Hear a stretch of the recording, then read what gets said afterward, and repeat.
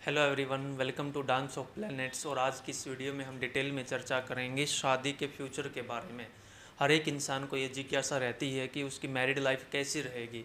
आप अगर अनमैरिड हो तो डेफिनेटली ये वीडियो आपके लिए बना है, और अगर आप मैरिड भी हो तो भी ये वीडियो आपके लिए बना है, क्योंकि शादी के बाद भी तो प्रॉब्लम आ सकती है ना। मतलब हो सकता है आपकी शादी को 5 साल 10 साल हो चुके हों, लेकिन मैंने 10 साल 15 साल 20 साल के बाद भी डाइवोर्स होते देखे हैं, क्योंकि वो कुछ प्लेनेटरी अलाइनमेंट ही ऐसी होती है कि वो 10-12 साल के बाद अपना रिजल्ट देने लगते हैं। सारी चीज़ें हम डिटेल में चर्चा करेंगे कि कौन सी प्लेसमेंट अच्छी होती है, कौन सी प्लेसमेंट ख़राब होती है, कौन सी प्लेसमेंट आपको करियर में राइज देती है शादी के बाद, और कौन सी प्लेसमेंट आपको कहीं ना कहीं थोड़ा बहुत ड्रॉबैक देकर जाती है। तो आप बने रहिएगा वीडियो के लास्ट तक। मल्टीपल टेक्निक मैं आपके साथ शेयर करूंगा इस वीडियो में। उससे पहले आपको ये भी समझ लेना ज़रूरी है कि जो शादी का टॉपिक है बहुत ही वास्ट टॉपिक है। एक वीडियो में ये कवर नहीं हो सकता, टू बी ऑनेस्ट, क्योंकि एस्ट्रोलॉजी इतना सिंपल सब्जेक्ट नहीं है। एस्ट्रोलॉजी बहुत डीप सब्जेक्ट है। आप ये सोच कर देखिए, इस दुनिया में 800 करोड़ लोग हैं, और 800 के 800 करोड़ लोगों की अलग ज़िंदगी है, अलग कुंडलियाँ हैं। किन्हीं भी दो लोगों की आपको सेम कुंडली नहीं मिलेगी। लगन कुंडली चले मान लीजिए 2 घंटे के लिए एक जैसी रहती है, तो लगन कुंडली किसी की सेम हो सकती है, बट नवांश कुंडली हर 8 से 10 मिनट में नवांश कुंडली बदल जाती है। अगर आपको शादी के बारे में एक एक्यूरेट प्रेडिक्शन करनी है, बिल्कुल पिन पॉइंट प्रेडिक्शन करनी है, तो उसके लिए आपको लगन कुंडली, नवांश कुंडली और चंद्र कुंडली, ये तीनों देखनी पड़ेंगी। अगर तीनों कुंडली बहुत अच्छी हैं, जो कि बहुत रेयर होता है, हजारों कपल्स में से कोई एक कपल होता है जो पूरे तरीके से अपने पार्टनर से सेटिस्फाइड होता है, लॉयल्टी के मैनर में या फिर किसी भी मैनर में, फाइनेंशियली, ईगो क्लैसेज, जिनके बिल्कुल जीरो ईगो क्लैसेज होते हैं, ऐसा बहुत ही रेयर कपल देखने को मिलता है। अगर वैसे उन दोनों के बीच में आपसी संबंध सही है तो उनकी हेल्थ हो सकता है कुछ गड़बड़ रहती हो। यानी मैरिड लाइफ 100% बिल्कुल बेस्ट मैरिड लाइफ बहुत रेयर कपल की देखने को मिलती है। हजारों कपल्स में से कोई एक कपल होता है। इसका कारण ये होता है क्योंकि हमारी कुंडली में 4 मेलेफिक होते हैं, 4 बेनिफिक होते हैं, और एक जिसको करूर प्लेनेट बोला जाता है, सूर्य होता है। हम डिटेल में डिस्कस करेंगे। तो किसी न किसी तरीके से तो देखिए, हर एक इंसान की जो कुंडली है शादी के मामले में मेलेफिक मिलेगी। इससे आपको घबराना नहीं चाहिए। मैक्सिमम लोग सोचते हैं 7th हाउस में केतु आ गया तो अब उनका डाइवोर्स ही होगा, ऐसा नहीं होता। वो एक चीज़ है, आपको मल्टीपल लेवल पर देखनी पड़ती है जब एक्यूरेट प्रेडिक्शन होती है। लगन कुंडली में 7th लॉर्ड, 7th हाउस में बैठे हुए प्लैनेट मंगल और वीनस के एक दूसरे से संबंध कैसा है, एक दूसरे से कौन सी राशि में बैठे हैं, 7th लॉर्ड कौन से नक्षत्र में गया है, ये सारी चीज़ मैटर करती हैं। सिमिलरली नवांश कुंडली में, लगन कुंडली का जो 7th लॉर्ड है वो नवांश कुंडली में कहाँ पर गया है। सिमिलरली चंद्र कुंडली हम देखते हैं, चंद्र कुंडली में 7th हाउस में बैठे हुए प्लैनेट 7th लॉर्ड कहाँ पर गया है, 7th लॉर्ड के ऊपर किन किन प्लैनेट्स का एस्पेक्ट है, दृष्टियाँ हैं, क्या कनेक्शन बन रहा है, sign theory to dispositor theory, बहुत सारे एस्पेक्ट होते हैं एस्ट्रोलॉजी में। आपको सरफेस लेवल पर सीख कर भटकना नहीं चाहिए। मैं आपको यही सलाह दूंगा, अगर आपको ढंग से कुछ प्रेडिक्ट करना है, एक्यूरेट प्रेडिक्शन करनी है, तो उसके लिए आपको गहरा ज्ञान होना जरूरी है। और एस्ट्रोलॉजी बहुत डीप सब्जेक्ट है, उसको समझने के लिए कम से कम आपको 2 साल उसमें लगते हैं। इसी के लिए 2 साल का एक कोर्स मैंने लॉन्च किया है। 13 जुलाई से वो लॉन्च हो चुका है, एक क्लास उसमें हो भी चुकी है। तो 13 जुलाई 2025 से वो कोर्स स्टार्ट हो चुका है। अगर आप एनरोल करना चाहते हो तो कर सकते हो, क्योंकि 2 साल का कोर्स है, बार बार ये मौका नहीं मिलता। और एस्ट्रोलॉजी आसानी से सीखी भी नहीं जाती, रियलिटी बता रहा हूँ आपको। एनीवे, चलिए हम स्टार्ट करते हैं बिना किसी देरी के। और टेक्निक नंबर 1 मैं आपके साथ शेयर करता हूँ। टेक्निक नंबर 1 ये है कि अगर आपका 7th लॉर्ड 7th हाउस में ही बैठ जाए, 10th हाउस में बैठ जाए, 11th हाउस में बैठ जाए, लगन में बैठ जाए, 4th हाउस में बैठ जाए या 5th हाउस में बैठ जाए, ये बहुत ही पॉजिटिव प्लेसमेंट है, ये बहुत ही अच्छी प्लेसमेंट है। 7th लॉर्ड अगर यहाँ पर खुद की राशि में गया है, मित्र की राशि में गया है, एक्सोल्टेड प्लेनेट होकर गया है, तो बहुत ही ब्रिलियंट प्लेसमेंट ये हो जाती है, बहुत ही अच्छी प्लेसमेंट ये हो जाती है शादी के मामले में। लेकिन ये एक एस्पेक्ट है। नो डाउट जो सेवंथ लॉर्ड है शादी को चलाने वाला होता है। इसके बाद आपको क्या देखना है, सबसे पहले आप सेवंथ लॉर्ड देखोगे। अब आप ये देखिए कि जो सेवंथ लॉर्ड जिस भी हाउस में बैठा है, इसके अलावा भी किसी भी हाउस में जाए तो वो पूरा एनालाइज ही करना पड़ेगा। जैसे सेवंथ लॉर्ड 8th हाउस में गया, वो भी अच्छी शादी दे सकता है, नो डाउट। आपको ऐसे भ्रम में नहीं रहना है कि सेवंथ लॉर्ड 8th में गया तो नेगेटिव ही हो गया। पूरा योग देखिए क्या बना है। बट पहले एक बार हम इस सेगमेंट को कवर कर लेते हैं कि अगर आपका सेवंथ लॉर्ड पॉजिटिव हाउस में बैठा है तो भी शादी नेगेटिव कैसे हो सकती है। सेवंथ लॉर्ड मैंने आपको बताया सेवंथ हाउस में बैठे 10th 11th लगन 4th 5th यहाँ पर अगर बैठा है तो वो अच्छा प्लेसमेंट है। लेकिन अगर उसको वहाँ पर केतु मिल जाए और केतु की डिग्री ज़्यादा हो, फॉर एग्जाम्पल मान लीजिए आपका जो सेवंथ लॉर्ड है वो 10th हाउस में गया, क्लियर है, सेवंथ लॉर्ड 10th हाउस में, लेकिन वहाँ पर उसको केतु मिल गया और केतु की डिग्री ज़्यादा है। मान लीजिए केतु की डिग्री 15 डिग्री है और जो आपका सेवंथ लॉर्ड है उसकी 12 डिग्री है, 8 डिग्री है, 10 डिग्री है, 9 डिग्री है, मतलब सेवंथ लॉर्ड की डिग्री कम है, केतु की डिग्री ज़्यादा है। तो ये बहुत ही प्रॉब्लमेटिक सिचुएशन हो जाती है, क्योंकि केतु सेपरेशन देता है, डिटैचमेंट देता है, कट देता है, कॉन्फ्लिक्ट देता है, विमुक्ति देता है, वैराग्य देता है, सेपरेशन देता है, लॉन्ग टर्म रिलेशनशिप देता है केतु। तो सेवंथ लॉर्ड आपका चाहे पॉजिटिव हाउसेज में क्यों ना बैठा हो, अगर वहां पर उसको केतु मिल रहा है, स्पेशली केतु, तो वो बहुत ज़्यादा प्रॉब्लमेटिक है। इसके अलावा अगर शनि और मंगल मिल जाए तो अच्छे वे भी नहीं है। सेवंथ लॉर्ड आपका चाहे पॉजिटिव हाउसेज में बैठा है, लेकिन अगर उसके साथ शनि बैठ जाए, मंगल बैठ जाए, राहु बैठ जाए, तो ये अच्छे कॉम्बिनेशन नहीं है। कुछ न कुछ आपको जो फिजिकल सिग्निफिकेशन से आपकी उसमें हार्म ही करेंगे। लड़ाई झगड़ा, कॉन्फ्लिक्ट, सेपरेशन, मजबूरी, कॉम्प्रोमाइजेज कुछ न कुछ देंगे, रोग पीड़ा दर्द स्ट्रगल कुछ न कुछ देंगे। 101% ये काम करता है।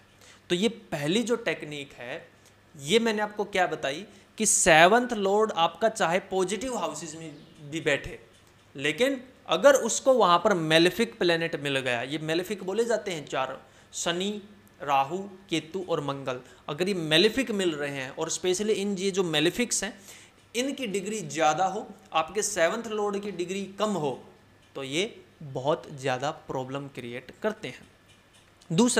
दूसरी टेक्निक इसी में शामिल करता हूँ मैं। ये तो सेवंथ लॉर्ड पॉजिटिव हाउस में बैठा था और उसको वहाँ पर मेलेफिक मिले थे। क्या हो अगर सेवंथ लॉर्ड थोड़ा सा नेगेटिव हाउस में बैठे, फॉर एग्जाम्पल 6 8 12 और सेकंड हाउस, ये सेवंथ लॉर्ड के लिए अच्छी पोजीशन नहीं है सरफेस लेवल पर। अगर आपका सेवंथ लॉर्ड 8th हाउस में बैठे, 12th हाउस में बैठे, सेकंड हाउस में बैठे और 6th हाउस में बैठे, तो ये सरफेस लेवल पर ही गड़बड़ा गया सिस्टम, क्योंकि seventh Lord in the 8th house ज़्यादा अच्छा नहीं है, seventh Lord in the 12th house खुद से 6th गया है, ज़्यादा अच्छा नहीं है, 50-50 है। Seventh Lord in the second house ज़्यादा अच्छा नहीं है, ये भी 50-50 है क्योंकि खुद से 8th में गया है। Seventh Lord in the 6th house खुद से 12th में गया है, लगन के 6th हाउस में गया है, ज़्यादा अच्छा नहीं है। और क्या हो अगर वहीं पर उसको ये मेलेफिक मिल जाए, सेवंथ लॉर्ड 8th हाउस में और वहीं पर मान लीजिए शनि भी बैठा है, सेवंथ लॉर्ड 6th हाउस में मान लीजिए वहीं पर केतु बैठा है, सेवंथ लॉर्ड सेकंड हाउस में वहीं पर मान लीजिए मंगल बैठा है, तो ये तो एक मानकर चलिए कि गरीबी में आटा गिला जिसको बोलते हैं, कि ऑलरेडी बहुत ख़राब सिचुएशन थी, सेवंथ लॉर्ड प्रॉब्लम में था और उसके ऊपर से सेवंथ लॉर्ड को आगे प्लेनेट भी बेकार मिल गए, तो वो कहीं ना कहीं शादी को बिल्कुल नष्ट कर सकते हैं। ठीक है, तो ये सेकंड टेक्निक थी जो सेवंथ लॉर्ड से ही संबंधित थी। तीसरी टेक्निक मैं आपको बताता हूँ। अब थोड़ा सा हम पॉजिटिव साइड भी बात कर लेते हैं। शुरू के जो 2 सेगमेंट हमने कवर किए उसमें मैंने थोड़ा सा नेगेटिव एस्पेक्ट बताए, अब पॉजिटिव देख लेते हैं। ऑलरेडी जैसा कि मैंने आपको बताया सेवंथ लॉर्ड 7th हाउस में बैठा हो, 10th 11th लगन में और 4th 5th house in houses में बैठा हो तो बहुत अच्छा होता है, बहुत ब्लेसिंग होती है। और वहीं पर अगर उसको लग्नेश मिल जाए, सेकंड लॉर्ड मिल जाए, 11th लॉर्ड मिल जाए, जुपिटर मिल जाए, वीनस मिल जाए, 4th लॉर्ड मिल जाए, 5th लॉर्ड मिल जाए या 9th लॉर्ड मिल जाए, तो ये सोने पर सुहागा हो जाता है। दोबारा से सुनिए, शांति से सुनिए। अगर आपका 7th लॉर्ड मान लीजिए 11th हाउस में गया है, क्लियर है, मान लीजिए कालपुरुष कुंडली है, मेष लगन है, 7th लॉर्ड आपका शुक्र हो गया और ये चला गया 11th हाउस में, शनि की राशि में, खुद के मित्र की राशि में, और वहीं पर उसको सूर्य भी मिल गया। ठीक है, तो सूर्य देखिए, सूर्य क्या है यहाँ पर कालपुरुष कुंडली में, सूर्य 5th हाउस का स्वामी है। इसका मतलब क्या हुआ, 7th लॉर्ड 11th हाउस में गया और वहां पर उसको कौन मिला, 5th लॉर्ड मिला। ये बहुत अच्छा कॉम्बिनेशन हो गया। क्लियर है। या फिर इसी तरीके से मान लीजिए 7th लॉर्ड 11th हाउस में गए, वीनस कालपुरुष कुंडली, और 9th लॉर्ड जुपिटर उसको वहां पर मिल जाए, बहुत अच्छी बात है। 4th लॉर्ड मिल जाए, 7th लॉर्ड तो वो खुद ही है, लगन लॉर्ड मिल जाए, तो लगन लॉर्ड और 7th लॉर्ड अगर साथ बैठे हों तो हस्बैंड वाइफ हमेशा एक दूसरे के साथ चिपके रहते हैं, साथ साथ रहने वाले होते हैं। लेकिन एक बात ध्यान रखना, लगन लॉर्ड और 7th लॉर्ड मान लीजिए 11th हाउस में एक साथ बैठे हैं, लेकिन साथ में ही केतु बैठा है। केतु की डिग्री अगर बीच में होगी, मान लीजिए केतु की डिग्री 15 डिग्री है, लगन लॉर्ड की 5 डिग्री है, 7th लॉर्ड की 25 डिग्री है, बीच में केतु आ गया, यही अब सेपरेशन दे देगा। ठीक है, तो थोड़ा सा बहुत डीप सब्जेक्ट है ये, बहुत ढंग से हमें एनालाइज करना पड़ता है, बट फिर भी शायद आपको काफ़ी चीज़ें यहाँ पर समझ आ रही होंगी। इसके बाद 4th टेक्निक में आपके साथ शेयर कर लेता हूँ। मान लीजिए 7th लॉर्ड आपका ऑलरेडी नेगेटिव हाउसेज में बैठा है, क्लियर है। मान लीजिए आपका धनु लगन है, सेजिटेरियस असेंडेंट हो आप, 7th लॉर्ड आपका बुध होगा, बुध आपका 8th हाउस में चला गया, कर्क राशि में, और वहीं पर उसको एक्सोल्टेड जुपिटर मिल जाए, उच्च का बृहस्पति मिल जाए। अब ये नेगेटिव ना होकर पॉजिटिव काम करेगा। अब 7th लॉर्ड 8th हाउस में गया है, वहां पर उसको एक्सोल्टेड जुपिटर मिला है।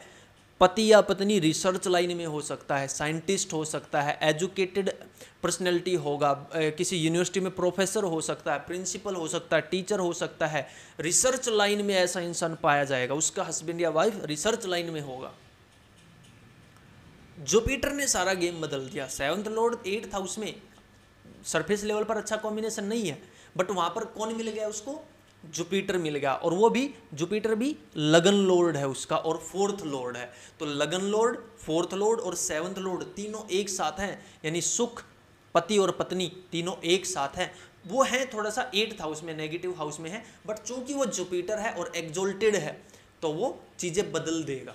वो अब हो सकता है बहुत हाई प्रोफाइल वाला स्पाउस आपको मिले, इस तरीके से चीजें बदल जाती है। समझ पा रहे होगे।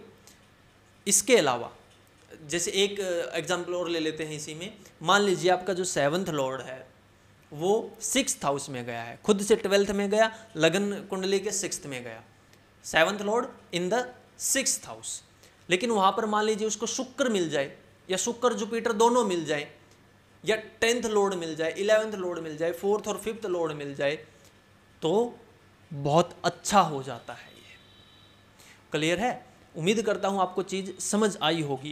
पूरा योग देखना पड़ता है क्या बना, पूरा एनालाइज करना पड़ता है चार्ट। लगन कुंडली ही अपने आप में बहुत वास्ट है, लगन कुंडली को आप आसानी से समझ नहीं सकते और लोग सीधा नवांश की तरफ भाग लेते हैं। खैर, 5वीं टेक्निक मैं आपके साथ शेयर करता हूँ।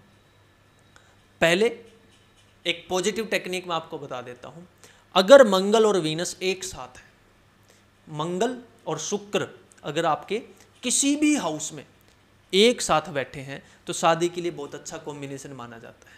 या आमने सामने बैठे हों, जैसे मंगल 2nd हाउस में, शुक्र 8th हाउस में, मंगल 5th हाउस में, शुक्र 11th हाउस में, आमने सामने बैठे हों, साथ साथ बैठे हों, तो ये बहुत अच्छा कॉम्बिनेशन माना जाता है शादी के लिए। या फिर 3-11 का संबंध हो, 3-11 का, जैसे मान लीजिए आपका मंगल 5th हाउस में है और शुक्र 7th हाउस में हो या 3rd हाउस में हो, तो ये भी बहुत अच्छा संबंध माना जाता है। या फिर मंगल और वीनस एक दूसरे के ट्राइन में हो, तो भी ट्राइन मतलब 1-5-9, जैसे मंगल आपका लगन में है तो शुक्र 5th हाउस 9th हाउस में कहीं पर भी हो तो ये अच्छा योग है। मंगल आपका 9th हाउस में है, शुक्र आपका लगन में या 5th हाउस में है, तो ये बहुत अच्छा योग है शादी के लिए, ये आपको शादी में बहुत राइज करवाएगा। पति पत्नी एक साथ रहेंगे, कॉन्फ्लिक्ट जल्दी से नहीं होगा। इसके साथ सेवंथ लॉर्ड को तो एनालाइज करना ही है। अब नेक्स्ट टेक्निक पर हम बात कर लेते हैं। ये थोड़ी सी मैं नेगेटिव टेक्निक आपको बता देता हूँ, क्योंकि वीडियो का टॉपिक है हेल और हेवन, बीच बीच में कोई पॉजिटिव टेक्निक बताऊंगा, कोई नेगेटिव, मल्टीपल टेक्निक मैं आपके साथ शेयर करने वाला हूँ। अब मंगल और वीनस की ही बात चल रही थी, तो मंगल और वीनस से ही मैं एक टेक्निक आपको बता देता हूँ।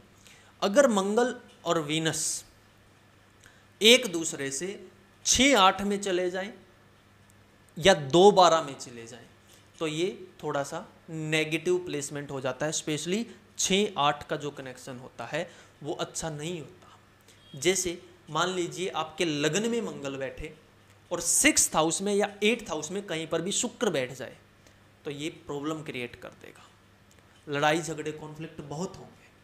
अगर आपके मान लीजिए 4th हाउस में मंगल है और 9th या 11th में शुक्र बैठ जाए, तो ये प्रॉब्लम है। मेल फीमेल दोनों के लिए एप्लीकेबल है, जहाँ पर मेल फीमेल अलग बताना होगा वहाँ पर मैं मेंशन कर दूंगा, ठीक है।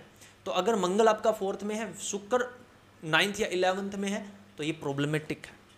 अगर आपका शुक्र 10th हाउस में है और मंगल आपका 3rd या 5th में है, तो ये प्रॉब्लमेटिक है। एक दूसरे से 6-8 का कनेक्शन नहीं बनाना चाहिए मंगल और वीनस का, ये बहुत ज़्यादा प्रॉब्लमेटिक हो जाता है।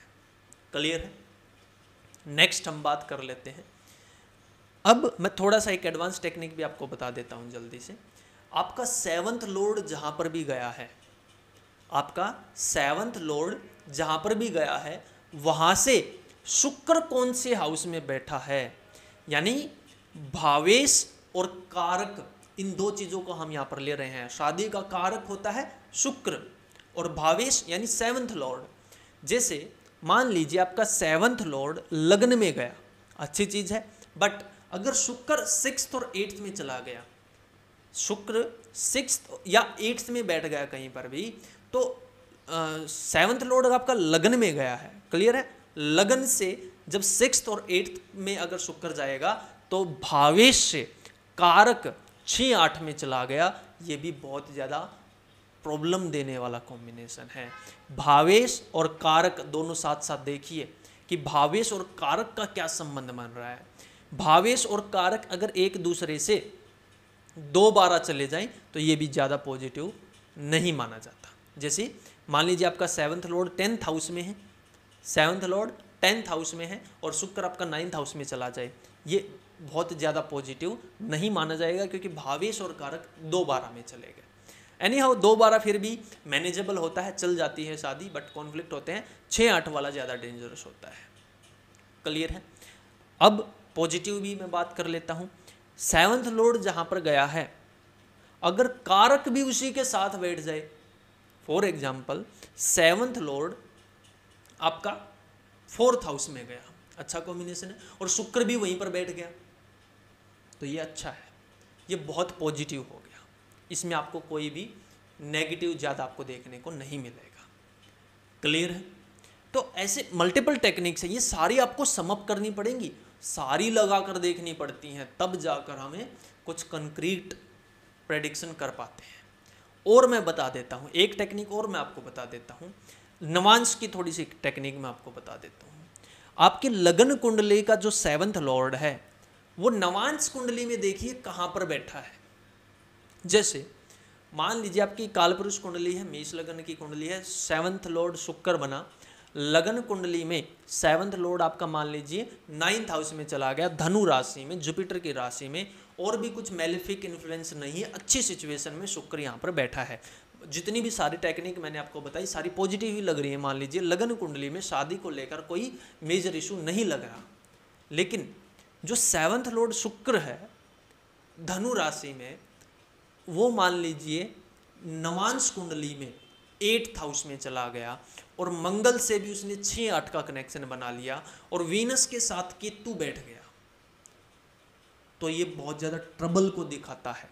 इसका मतलब क्या होगा, लगन में कोई प्रॉब्लम नहीं थी लेकिन नवांश में प्रॉब्लम है, तो इसका मतलब ये है कि शादी टूटेगी तो नहीं बट सुख भी नहीं मिल पाएगा, क्योंकि नवांश कुंडली बहुत ज़्यादा इंपॉर्टेंट रोल प्ले करती है शादी के लिए।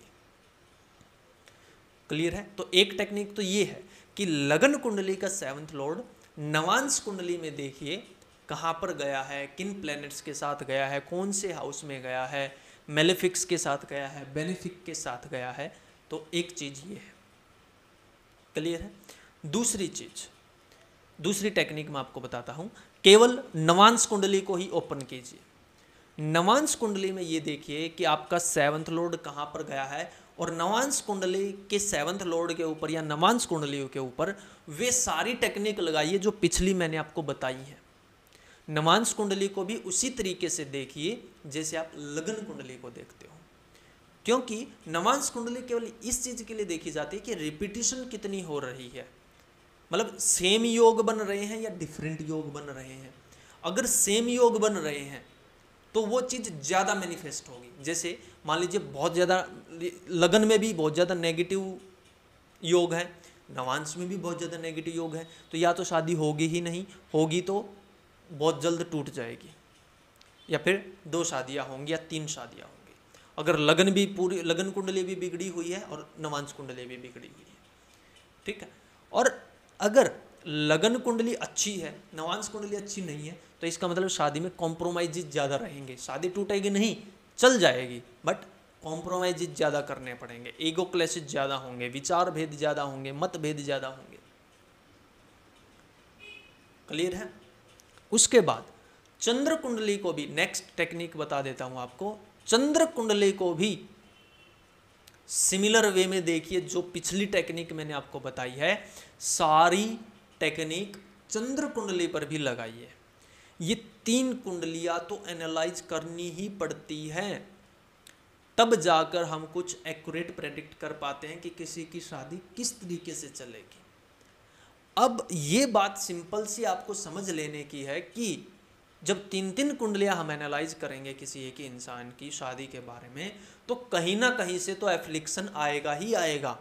100% प्योर, 100% एक तरीके से प्योर शादी, या मतलब एक तरीके से प्योर रिश्ता, एक बेस्ट प्लेसमेंट तीनों कुंडलियों में नहीं मिलेगा।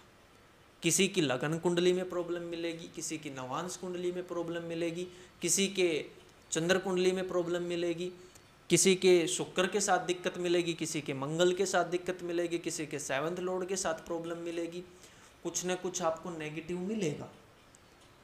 इसीलिए मैंने स्टार्टिंग में बोला था, कोई 10,000 कुंडलियों में से, कोई 10,000 कपल में से एक ऐसा कपल होता है जिसकी कुंडलियां परफेक्ट मैच करती हैं। कुछ न कुछ तो माइनर इशू तो रहेंगे, 2 बर्तन जब एक साथ रहेंगे तो शोर तो होगा। क्लियर है। इसके अलावा एक चीज और मैं आपको बता देता हूं, एक टेक्निक और मैं आपको बता देता हूं। अगर आपका लगन कुंडली में 1-7 में राहु केतु बैठ जाए, D9 में भी 1-7 में राहु केतु बैठ जाए, ये प्रॉब्लमेटिक नहीं है, यहां तक प्रॉब्लमेटिक नहीं है, यहां तक प्रॉब्लम नहीं है। अगर इसके बाद लगन में भी 1-7 में राहु केतु, नवांश में भी 1-7 में राहु केतु, और इसके बाद मंगल और शुक्र एक दूसरे से 6-8 चले जाए, तो समस्या है, तो फिर भारी समस्या है। ठीक है। अगर 1-7 में राहु केतु हैं और मंगल शुक्र एक साथ बैठे हैं, तो वो बहुत ज़्यादा स्ट्रॉन्ग कॉम्बिनेशन दिखाता है, बहुत ज़्यादा कार्मिक कॉम्बिनेशन दिखाता है। राहु केतु हमेशा सेपरेट नहीं करते। हाँ, वो मैं मानता हूँ कि मेलेफिक हैं, 70-80% टाइम वो नेगेटिव रिजल्ट ही देते हैं, बट 20-30% ऐसे भी केस होते हैं जहाँ पर पॉजिटिव रिजल्ट भी देते हैं। जैसे जो सबसे पहली टेक्निक मैंने आपके साथ शेयर की थी, 7th लॉर्ड जहाँ पर गया और अगर वहाँ पर उसको केतु मिल गया, अगर केतु की डिग्री ज़्यादा है तो समस्या है। लेकिन क्या हो अगर केतु की डिग्री कम हो? अगर केतु की डिग्री कम होगी, मान लीजिए 7th लॉर्ड 5th हाउस में गया, अच्छा प्लेसमेंट है, 7th लॉर्ड की जो डिग्री है वो मान लीजिए 20 डिग्री है, केतु की 5 डिग्री है, तो ये ब्लेसिंग की तरह काम करेगा। अब ये केतु प्रॉब्लम नहीं करेगा, ये कहीं ना कहीं शादी के लिए अच्छा हो जाएगा। बट हाँ, और जो टेक्निक हैं और जो सूत्र मैंने आपको बताए हैं वो सारे आपको लगा कर देखने पड़ेंगे। जितने ज़्यादा, अगर मान लीजिए किसी कुंडली में 7-8 नेगेटिव प्लेसमेंट है, 7-8 नेगेटिव प्लेसमेंट आपको देखने को मिल रही हैं, तो फिर शादी में बहुत बड़ी गड़बड़ होने वाली है। और 2-3 प्रॉब्लमेटिक सिचुएशन है, 2-3 पॉजिटिव हैं, तो वो शादी चलती रहेगी, खटपट करते रहेंगे, आपस में लड़ते झगड़ते रहेंगे और शादी चलती रहेगी। मैक्सिमम के साथ यही होता है, 2-4 पॉजिटिव 2-4 नेगेटिव, ठीक है। और अगर सारे ही पॉजिटिव हैं, लगन कुंडली से में भी सारी टेक्निक पॉजिटिव हैं, चंद्र कुंडली में भी सारी पॉजिटिव है, नवांश में भी सारी पॉजिटिव हैं, तो वो लाइफ लॉन्ग पॉजिटिव ही रहेगा। बट वो बहुत रेयर होता है, टू बी ऑनेस्ट, ठीक है। इसके अलावा भी और कोई हजारों टेक्निक मैं आपको बता सकता हूँ, मैं कोई 10 घंटे की वीडियो बना सकता हूँ अकेली शादी के ऊपर। बट ये आपको तभी काम आएगा जब आप थोड़ा सा प्रैक्टिस करोगे, जब आप चार्ट्स को देखोगे, समझोगे, कुंडलियों को एनालाइज करोगे, तब आपको अच्छे से समझ आएगा। और अगर आप एक बिगिनर हो तो अभी 13 जुलाई से ही मेरा कोर्स स्टार्ट हुआ है, तो उसमें आप ज़रूर एनरोल कीजिए ताकि आपको रियल एस्ट्रोलॉजी समझ आए। 2 साल का कोर्स है, एक ढंग से एस्ट्रोलॉजी सीखने में, ढंग से एस्ट्रोलॉजी की नॉलेज लेने में, इसकी डेप्थ समझने में आपको मिनिमम 2 साल तो लगते ही हैं, वो भी एक प्रॉपर गाइडेंस में, ठीक है। तो अगर आप एनरोल करना चाहते हो तो दिए गए नंबर पर आप संपर्क कर सकते हो। ये मान के चलिए पार्ट 1 था इस वीडियो का, पार्ट 2 भी मैं जल्दी लेकर आऊँगा, ठीक है, क्योंकि और बहुत सारे तरीके हैं जिनसे हम शादी के बारे में कुंडली में देखते हैं, ठीक है। तो मिलते हैं आपसे अगली वीडियो में, तब तक के लिए जय श्री राम।